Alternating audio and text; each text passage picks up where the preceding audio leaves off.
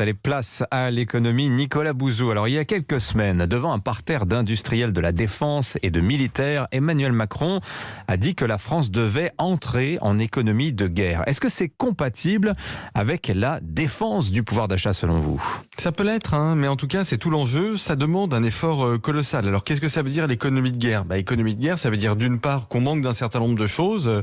On est dans une économie de pénurie, un choc d'offres négatif. Alors, on le voit évidemment avec les hydrocarbures, on le voit avec des matières premières alimentaires, avec des matières premières industrielles, des semi-conducteurs. Donc ça, c'est le manque d'offres. Alors l'économie de guerre, elle est inflationniste. Et puis la deuxième chose, c'est que on doit dépenser dans notre sécurité. On doit faire augmenter évidemment les dépenses militaires. Donc vous voyez, on fait du déficit budgétaire pour financer des dépenses nouvelles.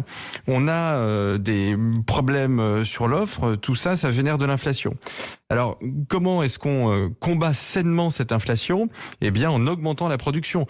En fait, c'est assez simple à comprendre. Si on est dans une situation dans laquelle on a une insuffisance de l'offre, eh bien, il faut produire plus, travailler plus, investir plus pour faire des gains de productivité. Alors, très honnêtement, Dimitri, c'était quand même présent dans la déclaration de politique générale de la première ministre Elisabeth Borne. Je trouve que c'était assez bien décrit, mais de façon abstraite, générale. L'esprit y était, mais peut-être pas les mesures précises. Économie de guerre, d'ailleurs, quand elle parle de la renationalisation d'EDF, ça sonne un petit peu comme tel, avec un esprit d'indépendance. Vous avez raison. Très fort. Et d'ailleurs, ça va coûter cher. Ça participe du déficit budgétaire et de la dette. Oui, ça pose aussi la question de la sobriété. On nous parle sans arrêt de la nécessité de la transition énergétique, d'être plus sobre.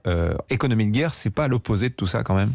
Écoutez, là encore, il faut essayer de faire en sorte que ces choses soient complémentaires. Alors la sobriété, ça peut aller de pair avec une partie de ce qu'on peut considérer comme étant l'économie de guerre, c'est-à-dire les sanctions vis-à-vis de la Russie. C'est clair que si on achète moins de leur gaz, moins de leur pétrole, ce qu'on a commencé à faire d'ailleurs, ça leur fait moins de devises et ça participe de l'isolement économique de la Russie. Mais vous avez raison, derrière ça, il y a une idée qui est une idée beaucoup plus profonde, qui est celle de l'indépendance énergétique. Au fond, la grande question, c'est ça, c'est comment on regagne de l'indépendance énergétique alors même que l'on fait face à une problématique écologique qui est celle de la décarbonation de l'économie. Et donc, on doit massivement augmenter nos capacités de production d'électricité décarbonée. Et là, je vais mettre tout le monde d'accord. C'est pas nucléaire contre éolien, c'est beaucoup d'éolien. En plus, beaucoup de renouvelables et beaucoup de nucléaire. Mais évidemment, le nucléaire, c'est pas demain, c'est après-demain. Sobriété aujourd'hui, renouvelable demain, nucléaire après-demain. Alors, il y a un texte qui vous a beaucoup interpellé. Il est signé d'un enseignant qui s'appelle Philippe Zilberzan, intitulé « Pourquoi nous ne vivons pas dans un monde fini ?»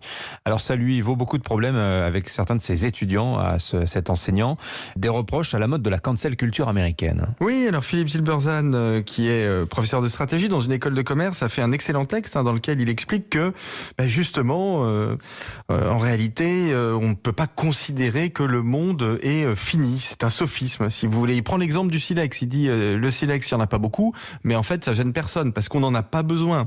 L'innovation, le progrès technique dans l'histoire nous ont toujours permis d'aller au-delà des contraintes des ressources. Ces contraintes, elles existent, mais c'est l'intelligence humaine, en fait, qui permet d'aller au-delà de ça. Je pense que c'est pas mal de terminer l'année là-dessus, sur une note un peu confiante. Je crois qu'il a complètement raison. Alors, je prends le risque aussi d'être cancelé, mais enfin bon, écoutez, j'espère pas par Europe 1. Parce que j'ai la ferme intention, si vous en êtes d'accord, de vous retrouver fin août, Dimitri. Très volontiers, mon cher Nicolas. Je vous souhaite de passer les meilleures vacances possibles. Rassurez-vous. Bel été à toutes et tous. Bel été. Merci à vous, Nicolas.